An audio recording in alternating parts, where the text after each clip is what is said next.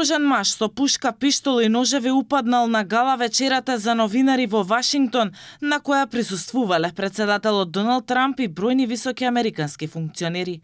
Трамп бил итно евакуиран и не е повреден. Напаѓачот е приведен. Заедно со американскиот председател била и неговата сопруга Меланија Трамп и подпредседателот Джейди Венс.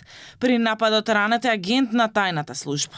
Идентификуван е напаѓачот во хотелот Вашингтон Хилтон, 31 годишниот Кол Томас Ален од Калифорнија, кој бил програмер на видеоигри.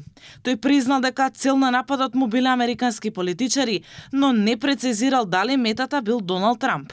Во хотелот бил регистриран како гостин, а кај него биле пронајдени сачмарка, пиштол и неколку ножеви. Во моментов обвинетиот се товари по 2 точки: употреба на огнено оружје за време на кривично дело насилство и напад врз федерален службеник со употреба на опасно оружје. Врз основа на она што го знаеме досега, јасно е дека ова лице имало намера да направи што е можно повеќе штета.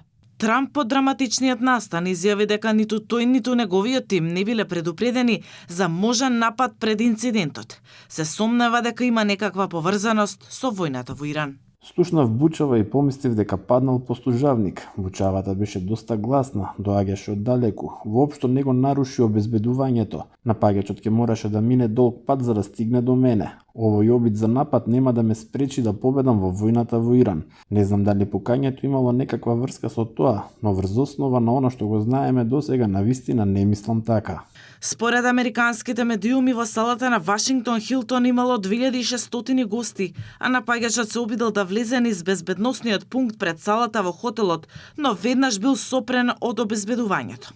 Истрагата на американските безбедносни служби продолжува, при што посебен фокус ќе биде ставен на евентуалните пропусти на американската тајна служба.